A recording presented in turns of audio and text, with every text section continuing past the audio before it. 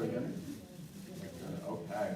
Well, welcome to the first brown bag of the year from the UNK History Department. I'm so happy that it stopped raining or sleeting or whatever it was doing today, and it improved a little bit so that you can all join us today. I want to thank the Kearney Public Library, as always, for being our wonderful partner in these events and allowing us to kind of share what's going on campus, what we do as faculty, and also what our students are doing here at UNK. So again, thank you to the Public Library. We have talks scheduled out through the summer, and so I want to direct you to our upcoming talks in the series.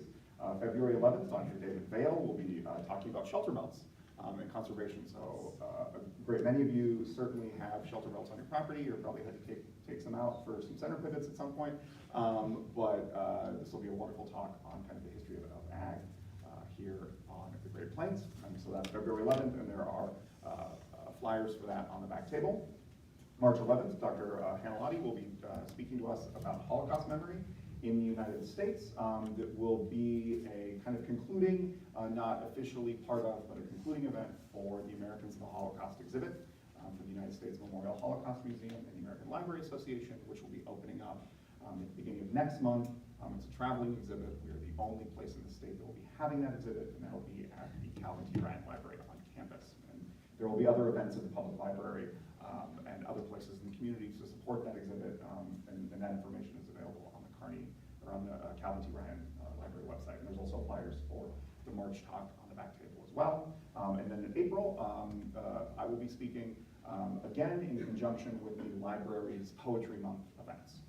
So the Kearney Public Library will be hosting events, readings, workshops, programs, and things throughout the month celebrating Poetry Month. And so I'm going to walk us through a literary history of the Platte River.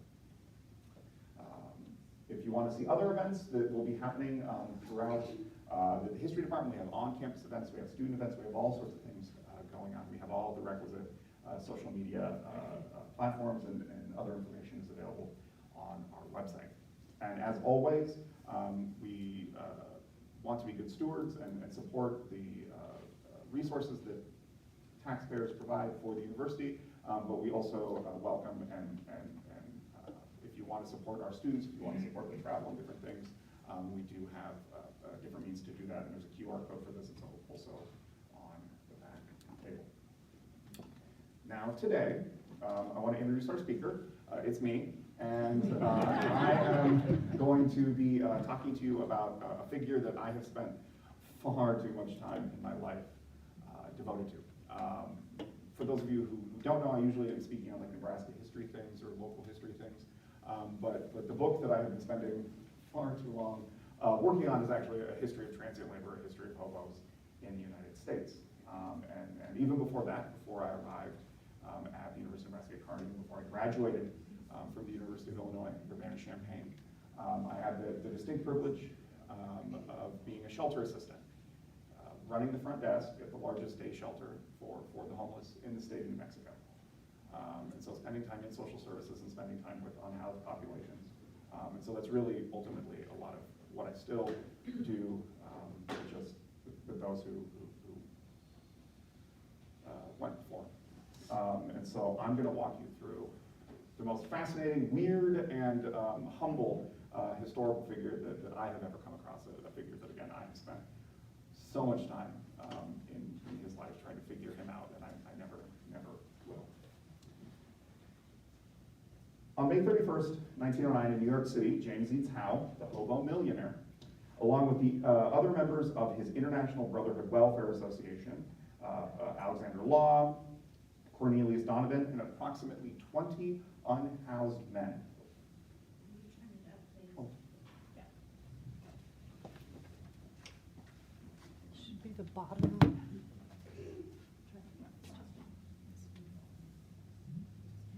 Is that better? Is that better at all? Yes or no? No. Better? A little bit better? Okay. Perfect. Okay. So in May of 1909, the Hobo Millionaire, other members of his organization, the International Brotherhood Welfare Association, and approximately 20 unhoused men boarded a Department of Corrections steamer ship for Hart Island, which, for those who are not familiar with Hart Island, this is Hart Island. It is north of New York City. This is the largest potter's field in the United States. There are approximately 1 to 2 million men, women, and children, indigent men, women, and children, who have been buried on this island since the Civil War. There are massive trenches that bodies are deposited in, and is continued to be used to this day. It's just off that City Island, and then nearby is Rikers Island, the large city detention facility that the prisoners were the ones who dig the graves at this place. Each man carried a wreath, a flower bouquet, or a potted plant.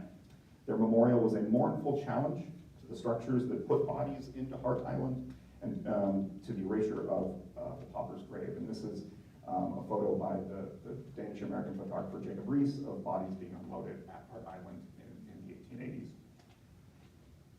Once on the island, they gathered beneath a large oak tree where Cornelius Donovan, one of the members of the party, spoke about the dead. Now, these dead shouldn't have died. They have died as a result of their sacrifice, which has been to add another million to the fortunes of men who are already too rich. No matter how efficient or how skillful or educated these poor men were, if they had not been submerged there, they would have been an equal number to fill their trenches here. And quite literally, they are trenches where you can see all the coffins that are laid out. These men followed the established path to a pauper's grave, once confined to a municipal lodging house. A trip to the hospital or morgue was not far behind. Hart's Island was a virtual paradise and almost spot-free from suffering, but most of the submerged ever found. Alexander Law, another member of the Hobo Millionaire, concluded the service with a selection from Thomas Gray's poem, Elegy, written in a county or country churchyard. Underlying the earnest grieving of Howe and his entourage was the precarious position of those who remained on the city streets, the homeless and the transient. The group were shown the open trenches where 100 bodies were added every week. And almost certainly the homeless men in the group understood that they would sometime be in a trench like that. So you can imagine the weight that these men are feeling. One of the homeless men who accompanied the group, who was invited by Howe, told the New York Tribune reporter who accompanied them that, quote, "I haven't had anything to eat for 2 days except a cup of coffee that I got from Mr. Howe this morning." This was the first organized commemoration of the indigent dead by the city's living poor. So it's the first time that homeless men were actually invited out to the potter's field, to the island, where they would more likely than not end up at some point in their life. And so in this sense, the organizing trip was a very Howian, and I'm gonna kind of talk to you about what exactly James E. Howe tries to do, take on Mother Jones' famous war cry, "Mourn the dead and fight like hell for the living," given that James E. Howe was an avowed pacifist and had a preference for education and reform. And this figure, the Hobo Millionaire, this idea that you need to take the poor to mourn the poor, that you need to have this kind of very gentle, this very humble, but also very clear sense of who matters, is what this man epitomized. He asked questions like, who does mourn for the poor? Who does provide coffee? Who does provide shoes? Who does provide clothing? And James E. Howe is a little-known historical figure. There's a handful of us who speak of him, research him, and talk about it. But he raises big questions about the study of the past, right? When we think about historical figures, we think about the best, the first, the most important, the ones who get statues and streets and buildings and things named after them, right? But we don't think about the people in the past who give, who are kind, who's the most humble, who's the most giving, who takes the resources and the opportunities that they have and give them to those around them. And he directed his energies at a group of men and women and youth who are both well-known and poorly understood, and that's the hobos, the homeless, the transient. And to give you a sense of how broad this category is in this time period, these are all of the contemporary terms for hobos in the turn of the century. Okay? So there's a lot of terminology that is used in the late 19th and early 20th century to identify men, women, and children who are living on the margins of society, who are unhoused, who are homeless, who are members of a transient workforce that is providing the casual labor and the semi-skilled labor across the country. Okay, that these are bindlestiffs and who are transient agricultural workers. They're yeggmen, which is a very particular kind of hobo who occasionally will blow up safes. They are birds of passage. They are travelers, jungle buzzards, deviants, gay cats, mendicants, wobblies, junkies, kid profesh, ramblers, nomads, rubber tramps, scissorbills, so on and so forth. There's a lot. And this gives you a sense of how deep and widespread poverty is in the turn of the century. And so before we get further into exactly who, how is, and what how does, just to give you a sense, and just to kind of clear up a lot of this, right? Generally, hobos are transient workers, transient agricultural workers who are traveling by train, but without a ticket. And this is riding the rails, this is riding the rods, this is being underneath the boxcar and taking a free ride. And these are men who are working harvest fields, who are working as lumberjacks, they're working as miners, they're laying road, they're building buildings, they're doing a lot of labor-intensive work that the employment does not last more than a harvest season, or until the road is graded, or the building is built, or that stand of timber is cleared. And they are traveling all over the country in this time period. Again, there's more rail line in this time period than there is now. And to give you a sense of kind of where folks are going, generally speaking, and this is somewhat inaccurate just because it's focused on agricultural labor, but this is the cycle of seasonal labor in the United States.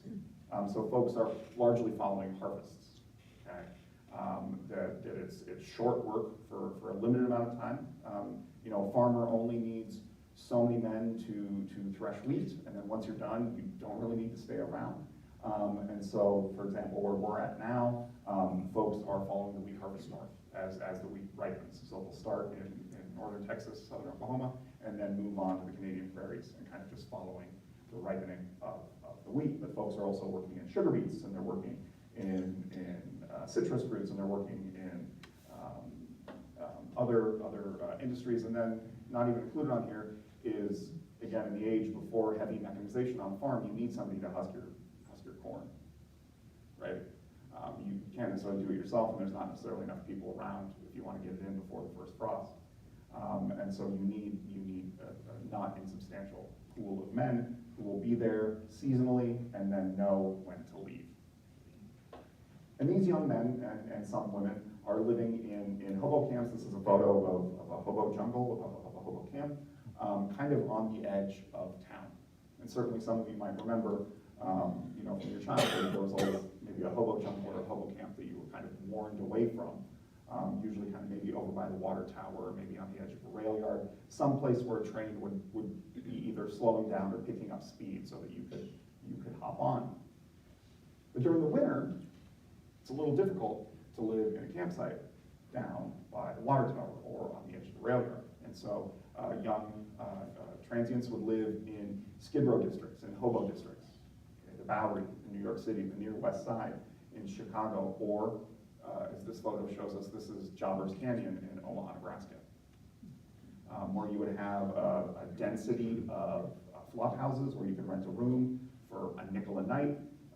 You could get a cheap eat. There might be some missions, there might be some shelters, and there might be some other resources that are dedicated to you. But you would winter over in these hobo districts, and every major city in the United States had a skid row or some district like this. Both Omaha again is Jobbers Canyon, what is now the Jean Leahy Mall. St. Louis had a district on the waterfront, which was obliterated for the arch when that went in. And so this is where James Eads Howe is doing a lot of his work. He's working with men who are wintering over before they go back out to go harvest wheat, to mine, to cut timber, and do everything that was required of them. And there are some resources for them. There are some shelters. This is a early shelter that's run by a contemporary by the name of Jeff Davis of James Eads Howe. And so they are finding some support. But we don't have the welfare system that we have today. We don't have the resources that we have today. So it's a lot of charitable or religious organizations And a lot of the hobos don't necessarily enjoy having to go to the Salvation Army and having to sit through a sermon before they can get fed. Or they kind of cause problems at the Salvation Army, and so they're not invited back. So there are limitations to the types of services and things that folks can get. They also live in a world that is incredibly hostile to them, that they are being abused, they're being thrown off trains, they are being arrested, and they're being ridiculed. In this time period, the hobo is a figure of comic relief. These are joke books and postcards and a dime novel. Just a small example of the idea that, these people have any sort of dignity, okay, and should be paid attention to.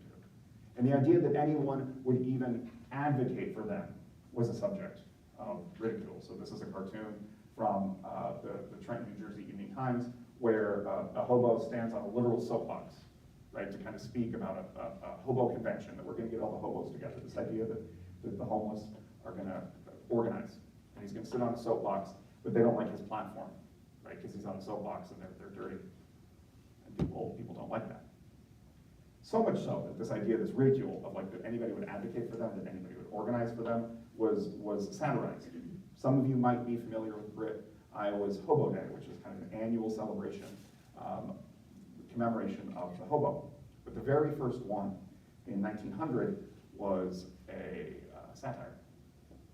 It was local men who were actually making fun of the Elks Club and the Masons.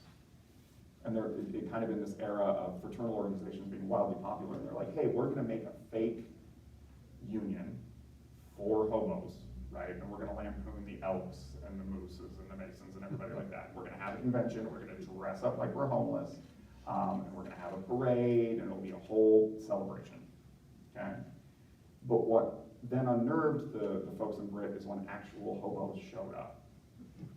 And so they stopped doing it. They only did it once in 1900, and then they eventually brought it back during the Great Depression and have continued since then. Now, the only other organization that advocates for hobos in this time period is the Industrial Workers of the World, which is an anarchist labor union. Okay, this is an image from the Industrial Worker, which is their main newspaper, which shows a rising sun over a wheat field. Kind of that the salvation for the hobo lies in the union. Okay? And the IOW is an organization that advocates direct action, that advocates the revolutionary dismantling of capitalist society. So you can understand that people are not necessarily too keen on what they are forwarding, but they are the only union that is actively organizing hobos, because the rest of the unions see them as beyond their time or their money. And when the IWW does organize and does show up and does have conventions and different things, they are given a chilly welcome as this Omaha Bee cartoon from 1917, where you have the county sheriff in front of the city of Omaha saying, I won't welcome the IWW. And so in this moment, right, where the homeless are derided, ridiculed, and violence is being met out at any effort to organize them, steps in James Eads, who is, again, a incredibly unusual figure. He comes from a very wealthy family in St. Louis. His father is a vice president for the Wabash Railroad. His mother is also independently wealthy, also kind of tied up with railroads. His grandfather, James B. Eads, is an engineer, and for those of you who've been to St. Louis, the Eads Bridge that his grandfather built over the Mississippi River is still the first all-steel bridge in the world, and you can still travel over it today. So coming from a very prominent, very well-established family, as a young man, he goes to Harvard to be educated and doesn't quite like what he's learning. And so he leaves Harvard after 2 years, and what he ends up doing is he gets involved in what is known in this time period as the social gospel. There's this idea that religion needs to be applied to the real problems of the world. And he begins to kind of shed some of the trappings of his wealth. He will be labeled the Hobo Millionaire throughout his life. He has a trust fund of substantial trust fund that he is able to draw on throughout his career to devote to different things.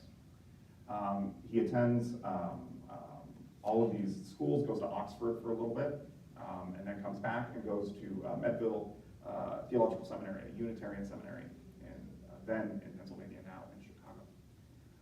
And there he feels really inspired, again, by this kind of growing social gospel movement of living like Christ did in the first century, of kind of shedding a lot of his wealth, living really simply, and devoting his life to brotherhood, which he then develops kind of an early organization called the Brotherhood of Daily Life, which he says shall be the triumph of the still, small voice over the trappings of kind of a growing materialistic society in the 1890s.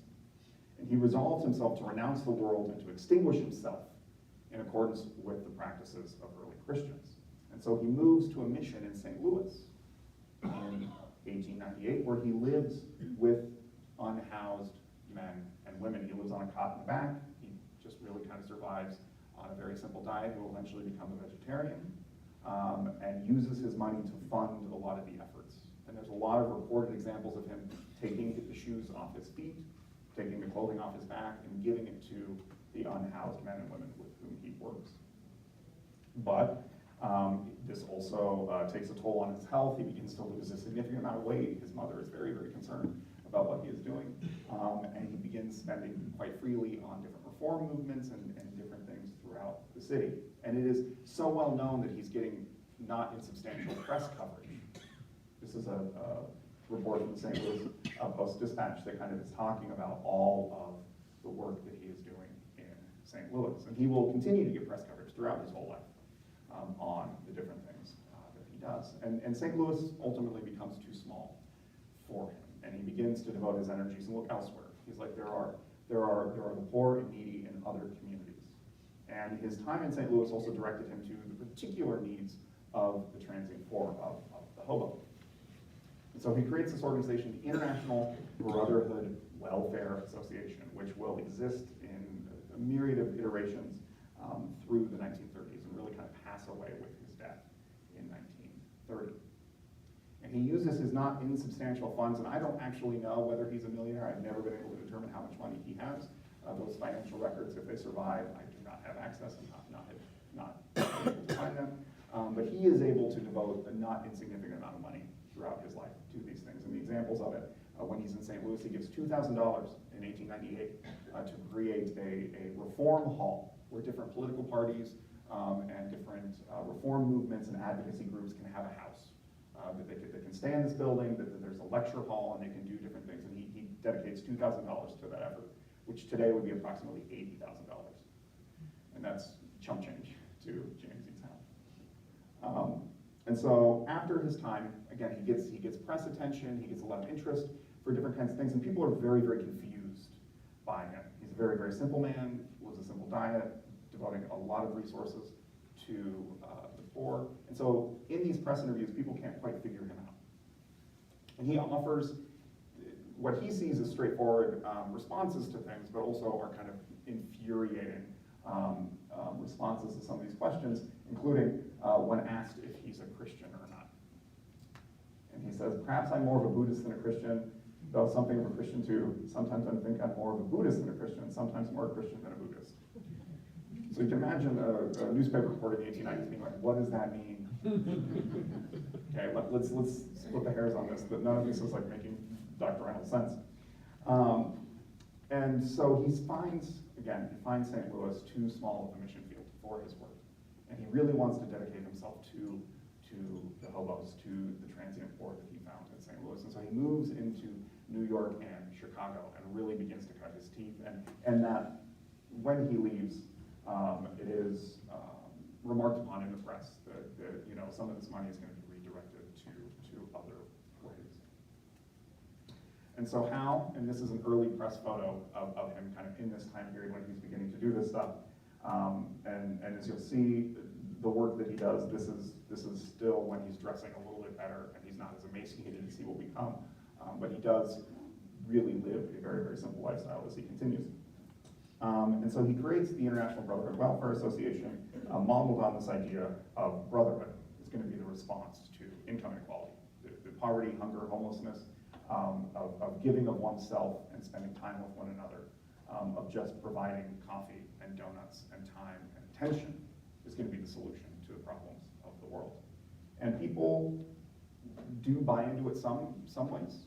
He begins this mission by creating union halls, meeting houses, kind of homeless shelters that men can go to during the winter, and they can find food and shelter, reading material, they can find whatever they need. He creates these in St. Louis, Chicago, New York, and later Omaha, Cleveland, Cincinnati, Portland, San Francisco. Most major cities in the United States have an IBWA hall at some point in time. And it's not just creating a space where the homeless can go when they're wintering over, when they're out of the harvest fields. He also sees it as a space that can foster community. And again, we get a sense of kind of the ridicule that people think about, like, well, why are you advocating for the poor and homeless in the evening with house hobos? Now don't laugh. And they send a whole cartoonist to depict, again, one of the meetings where he begins to say, like, well, let's actually organize, let's talk about the problems that are going on. How can we improve the lot of these homeless men? And this becomes a very welcome kind of opportunity. He's getting hundreds of men. At the Chicago IBWA hall, they're serving on average 200 men a day with food and resources, different kinds of things. And when they arrived at the Chicago shelter, is told to us in 1907 that Howe meets every single person at the door with a question: what do you want us to do for you? He doesn't make them go to a chapel service. He doesn't make them sign anything. He doesn't make them read anything. He just greets them at the door and says, what can I do for you?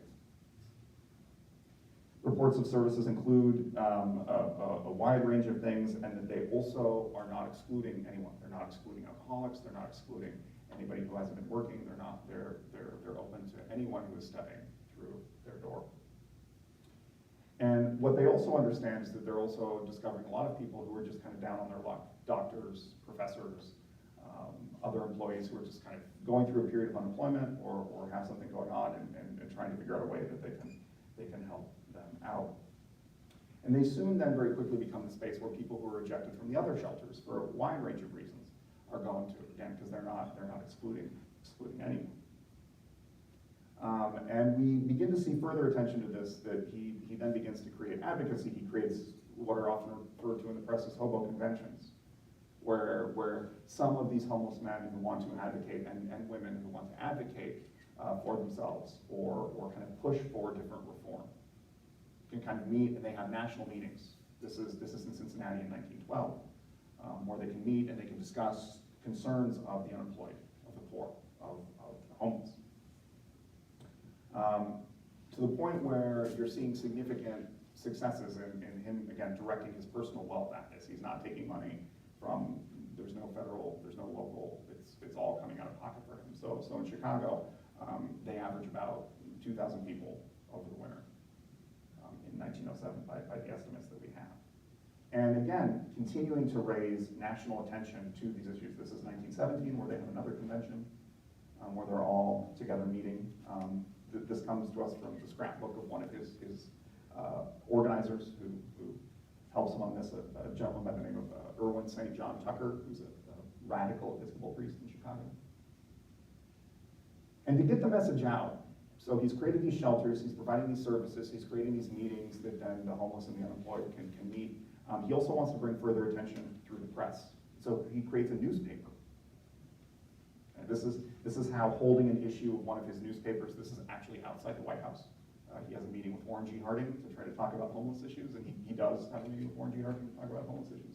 And this is the first issue of, the first surviving issue of his newspaper, where he lays out kind of his plan and his goals for what he wants to do. And he wants to, quote, bring together the unorganized workers in St. Louis and centers to cooperate with persons and organizations who desire to better social conditions, to utilize unused land and labor, to furnish medical and legal aid, to educate the public to the rights of collective ownership in production and distribution, and then to bring about the higher intellectual, moral, and spiritual development of the masses. And so this is going to be pretty much his kind of operating principle for most of his life. It's just, let's find ways to help people. We're going to do it through reform efforts. He's not saying that we need to overthrow the government. We don't need to overthrow the capitalist system like the Wobblies would down the block. He's saying, let's just work towards helping people. Let's find ways that we can help people. Let's find unutilized land, which is a big thing in this time period. You know, let's get somebody a farm, let's build a building, let's do different things that we can do for folks. And he advocates this idea, if he wants the hobo to be a useful citizen. Okay, that these men and women and youth are not being used, that they have talents, that they have dignity, that they have humanity that should be used. And so the newspaper actually becomes a way for them to do that, where homeless men and women are hired to be journalists for the newspaper. So there's book reviews. He gives them money so they can go to theater and they can review productions of theater. He has different, this is a 1917 issue, they harvest the wheat that the world may eat and go hungry most of the time. And then an issue dedicated to political issues in Europe in 1919. And so providing an opportunity for, again, folks to have an outlet, a creative outlet. They're publishing poetry, they're publishing songs, paying some young men and women to report on different things, reporting on what's going on in Congress, reporting on what's going on in City Hall, in different places. And then a model that is deployed by the street news in Chicago and elsewhere is that men at the shelter then sell this. And so they're on the street corner selling the newspaper and taking a small profit for their work. So it's also providing employment that way. Now, as a historian, these are fascinating documents, but also as a historian, you can imagine a newspaper that a homeless man or woman is handing to you on the street corner in 1912 is not exactly something that you are going to keep. So there is only one incomplete run of this newspaper that survives. And the condition issues on these are awful. The St. Louis Public Library is the only place that has a run, although there are a handful of other issues that do survive. This March 1916 issue, there's only one surviving copy, and it's in my office. So there are a handful of things, but it does give us a sense of what, again, this opportunity for the poor to speak for themselves when no one else is listening, to have a job, to have a resource, to have a creative activity. And to this then, right, so they're publishing a newspaper, they've got a labor hall. The next logical path forward is to open a college.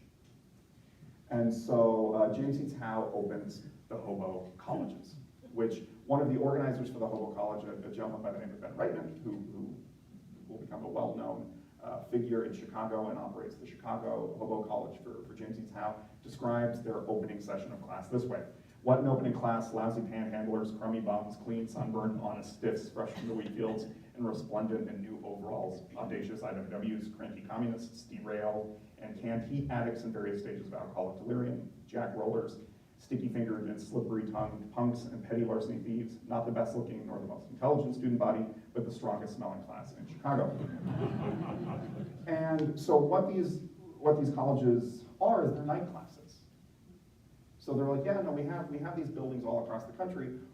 Why don't we direct the resources of all the universities in these communities to help these men and women, these figures who have a lot of time on their hands and understand that education can be a ticket up. Now, this is not an accredited school in any way whatsoever, but they're able to solicit faculty from local institutions to come and lecture. They have a debate team.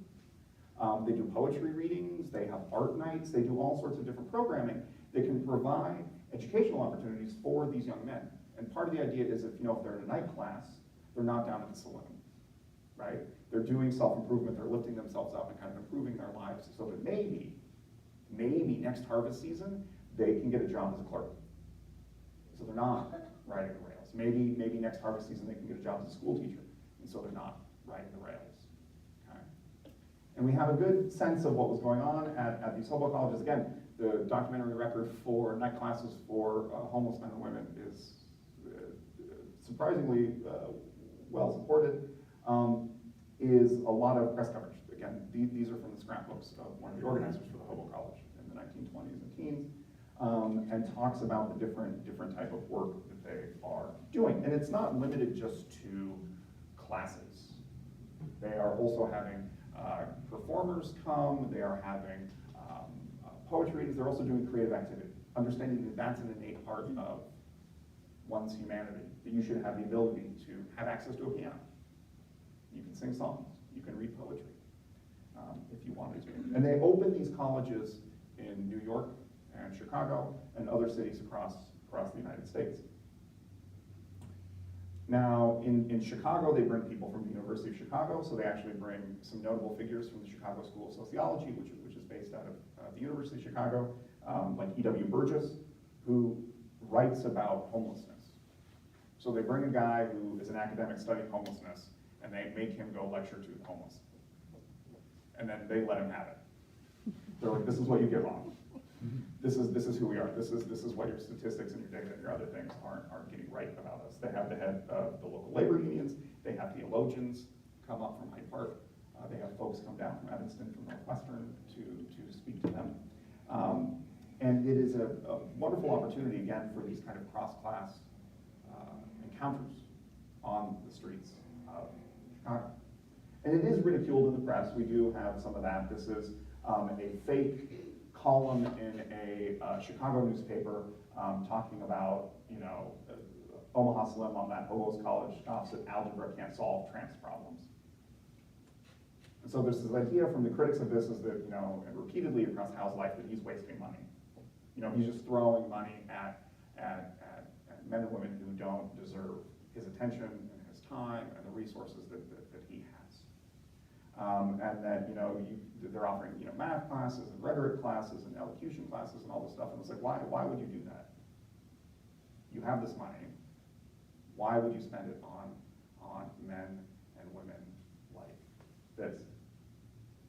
Now, he's able to use a lot of his resources to pay different individuals or to find support or use press attention for different things. And so one of the more well-known attendees at one of these events is the Scottish opera singer Mary Garden,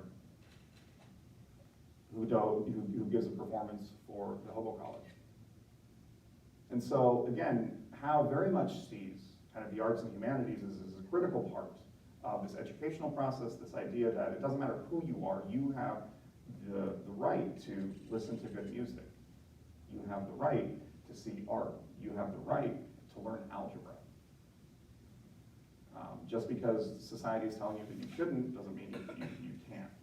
And so Mary Garden, and it gets a lot of press that there's 1,000 homeless men and women who attend a performance at the Hobo College of Mary Garden's report. And the press will later, and it's not, among these clippings, it's not actually in the scrapbook, but there's later reports that then they chop up the piano to use for firewood, because they know Hal will buy another one.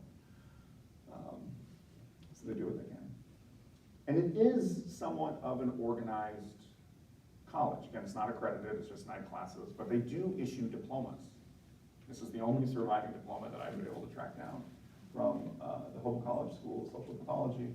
And this is actually given to Edward Ross, who's a sociologist, or Edward Ross, who is a sociologist at the University of Wisconsin-Madison, who comes down to Chicago to speak to the homeless men and women at the Hobo College. And then the organizer kind of writes back to him and says, thank you so much. We really enjoyed having you. It was a really engaging conversation, worthwhile conversation. Here's just a token of our appreciation. Here is an actual diploma from the school. And so you can imagine young men and women who are riding the rails, traveling the country, and then have this tucked in their back pocket. And there's enough press coverage. Again, this might open a door. So yeah, no, I took penmanship classes at the Hobo College, or I took algebra classes. I can do numbers. I could be a clerk. I can be more than a husker. I can be more than a lumberjack. I can do other things. And it does. There are substantial pressures that are put on the college. It kind of comes and goes, and the college becomes something of a bohemian night spot for a lot of young folks in Chicago in the 1920s, in particular, who want to spend time with the hobos. They want to hear their stories, they want to spend time with them, they kind of want to hear the lectures, and so it does really cut across a wide range of lines of people who just want a free education. They just want to learn something, they just want to improve themselves a little bit. Now, Hal will continue to fund this, and one of the things with all of these endeavors is usually if Hal has moved on to another city, things kind of go in decline. Checks are not as forthcoming. resources are not as forthcoming. And so it kind of ebbs and flows through the 1930s about how successful things are, and how will direct his energies in a lot of different places in this time period. He'll testify before Congress against the First World War because he sees homeless men as being cannon fodder. He will advocate directly to presidents because of his money. He's able to get access to different individuals. He will write to a wide range of politicians advocating for reforms to vagrancy laws, to different restrictions on homelessness or transients. But in the 1920s, things do, he redirects his energies to something else, and that's actually himself. In 1924, he marries a young woman, Engelbert Sorensen, who is a single mother from Chicago, and he turns over a lot of what he's doing to an Episcopal priest in Chicago by the name of Irwin St. John Tucker. Howe was 55, and his new bride, who had been his secretary at the IBWA, is 29.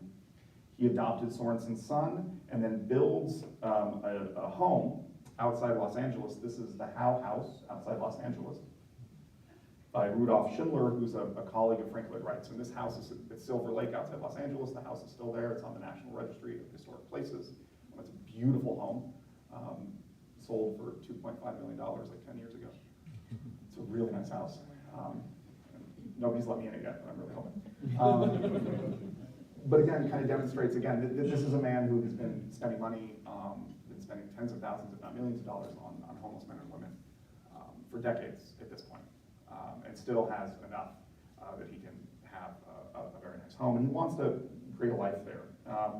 But they get married in 1924, and they're separated by 1926, and then they go through divorce proceedings in 1928.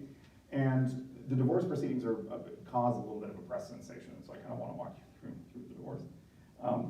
His ex-wife claimed that he admitted to preferring spending time with hobos rather than her.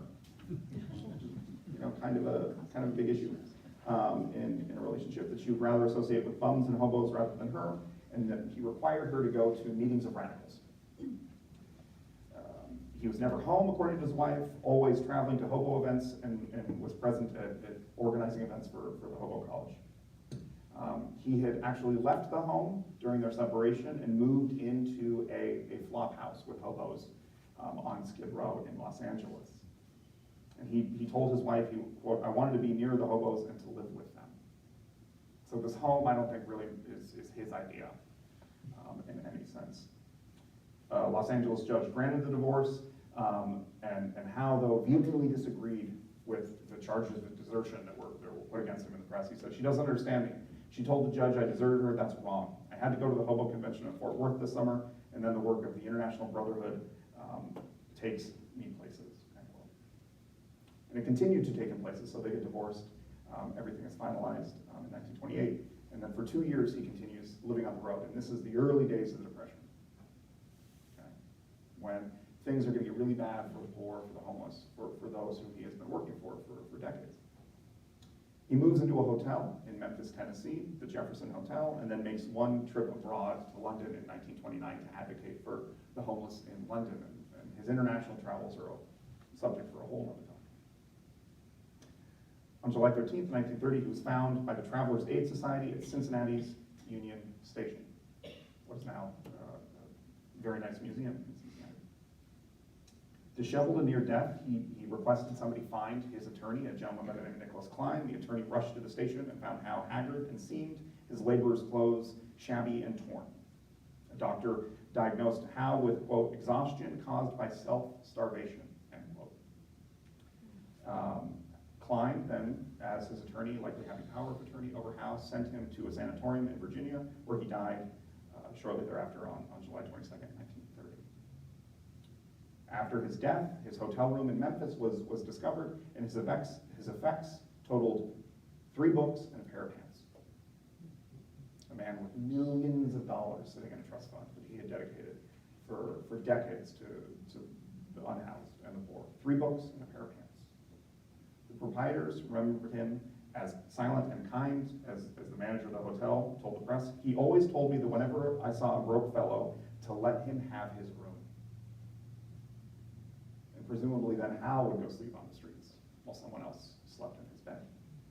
In addition to the 3 books and the pair of pants, he had an estate estimated at $1 million, all of which was left to the International Brotherhood Welfare Association, the hobo organization that he had founded. As a sign of the enduring love and press interest for Howe, the full text of his will appeared in the New York Times. His funeral at the All Souls Unitarian Church was sparsely attended. No hobos were present, and a 2-year court battle ensued over his death. And so there were a lot of press attention. There was a lot of press attention to kind of the fight over what happens. His ex-wife gets involved. Some of his extended family gets involved. They don't want $1 million being dedicated to what they see as an unworthy cause. And ultimately, his estate goes to his brother, Lewis, who's a mediocre poet. His stepson got $55,000 and then also the home in Los Angeles. The IBWA received nothing. The organization that he had dedicated his entire life, that he had founded and fostered through decades, received nothing. Now, when he died, there was a lot of concern about how unusual he was, how humble, how foolish, how he lived his life spending all of this money on people who the vast majority of folks in society did not think to serve. But it was surprisingly his longtime foes and critics, the industrial workers of the world, the anarchist Hobo Union, who had the kindest words for him when he died. And in the obituary that ran in their newspaper, whatever criticism we may have of his theories, we can only speak in terms of affection for a man who was so sincere in his faith that he bore it out in practice, that axiom of the Nazarene, greater love hath no man than this, that he laid down his life for his friends. So when James E. Howe died, he died famous and quickly fell into obscurity. And he devoted his entire life to the less fortunate, directing all of his energy, his time, his life, his money, his resources to people in a time period that most things did not matter. And so he gives us this historical model, right?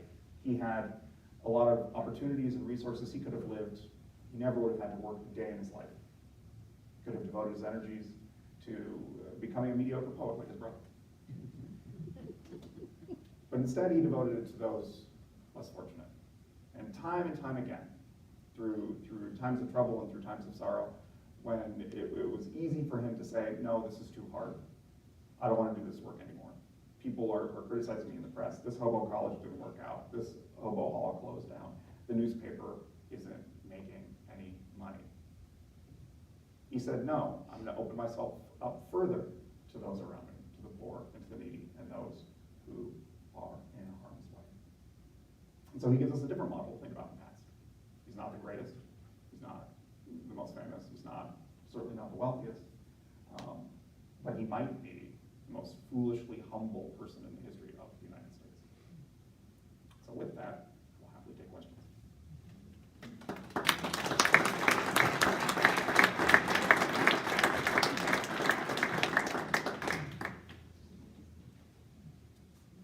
Who wants to be first? Oh, yeah. What was the ratio of men to women as far as hobos go?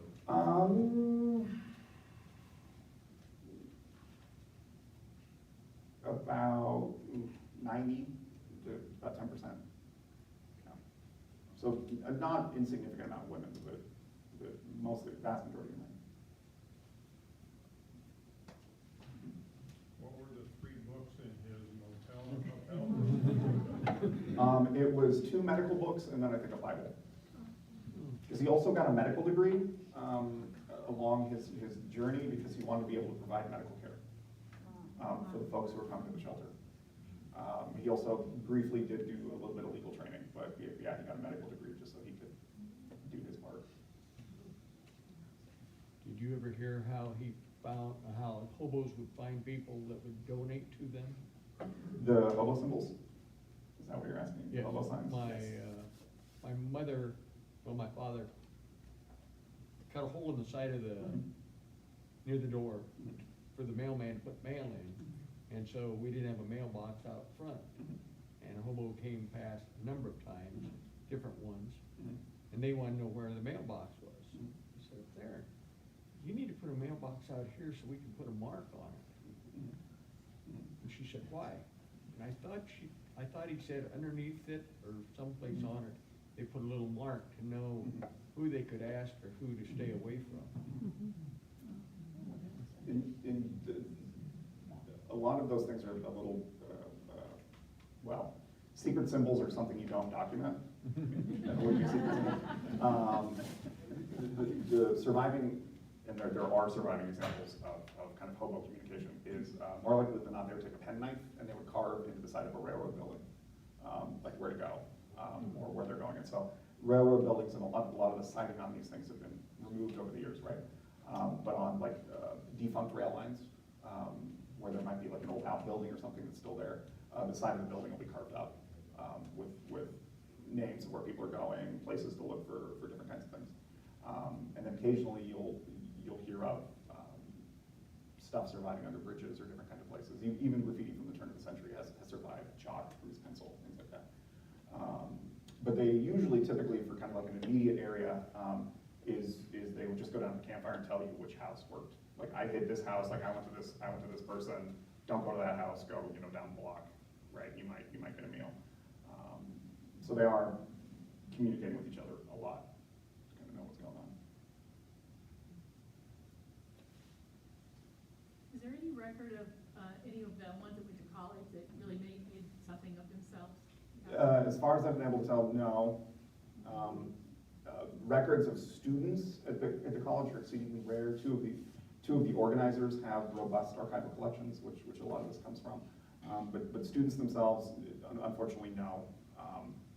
If it helped them in any way. There's a lot of material though from hobos, because when you're riding in a boxcar, right, you have a lot of time on your hands. So they read a lot. So the book reviews and other kinds of information, the debating societies, the stuff they are overly educated for what they do. And so there is some information on that. There's some syllabi that survive from the college. There's some other kinds of things, but unfortunately, I know that the student population is not well documented in that regard. Isn't there a big homeless shelter in Chicago now? Is that one that he started? None of the organizations that he founded are still there. There's a lot of shelters in the neighborhoods, some which survive from the time period when he's doing it, not in Chicago, but in New York City. The Bowery Mission has been there 1886, still there on the Bowery.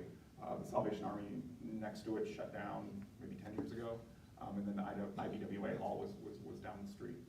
In Chicago, yeah, the big rescue mission is across from the rail yard.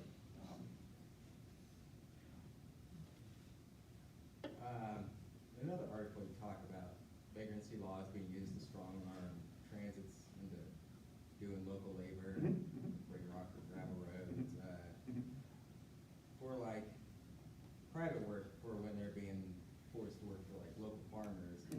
What's the mechanism for that? Is that word of mouth? Are farmers bidding for this work? Yeah. So a farmer at the turn of the century would know. You'd go down to the depot, and there's probably a couple of guys just kind of sitting there who just kind of look like they need some work, and you just kind of go up and ask. Somebody would come and knock on your door.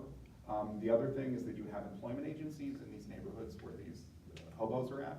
And farmers and other businesses would write in and say, like, I need like 12 people, and one of them has to be able to work a steam thresher, right? Like, and can work the steam engine, and then can work the thresher.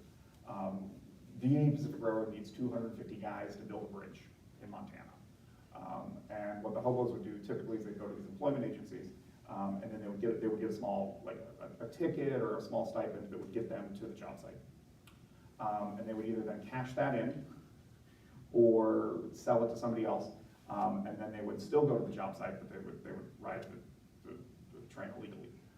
So farmers could do that and buy the teams, and this is one of the things that James Eads advocates for, is like state-run employment agencies that like local farmers could go to and have like a jobs board. Like, hey, I need 6 guys to husk corn in Dawson County,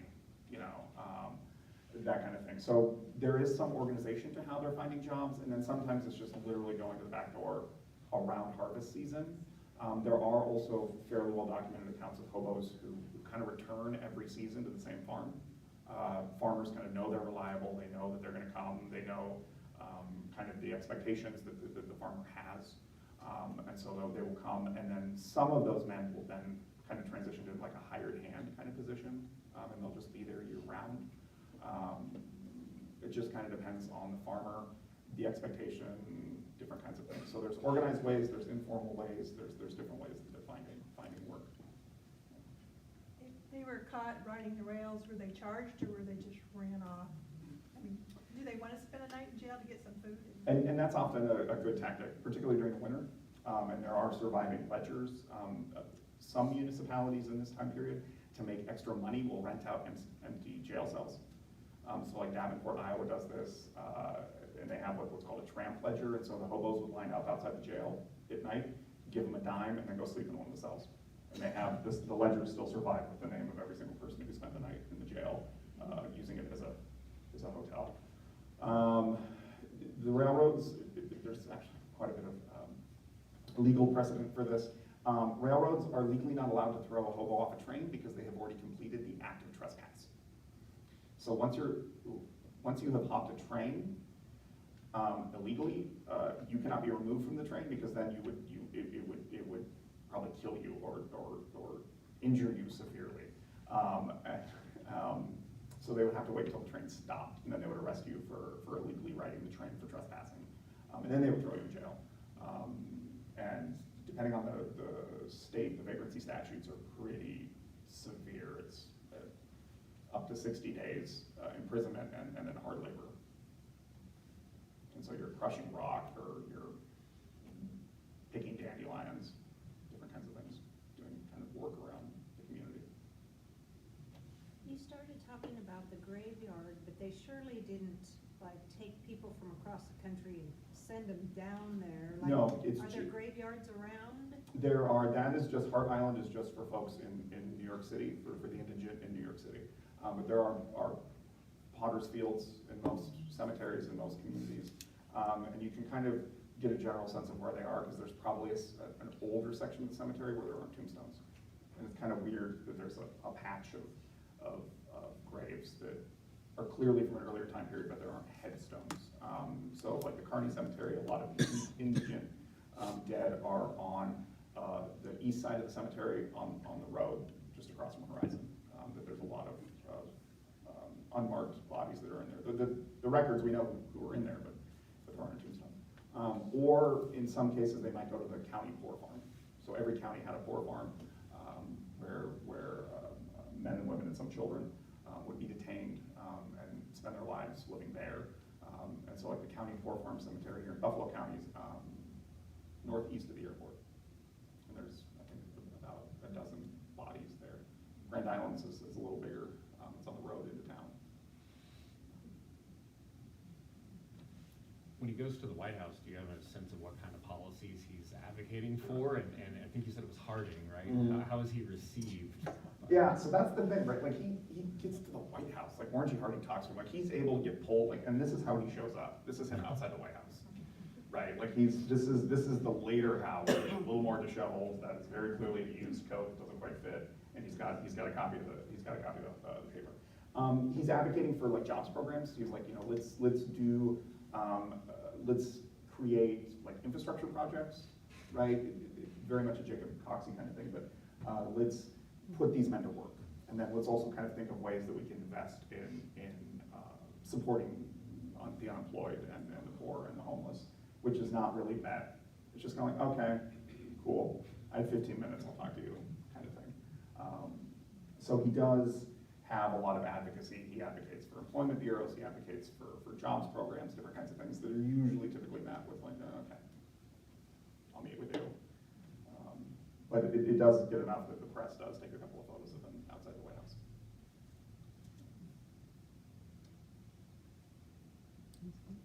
Well, thank you all for coming.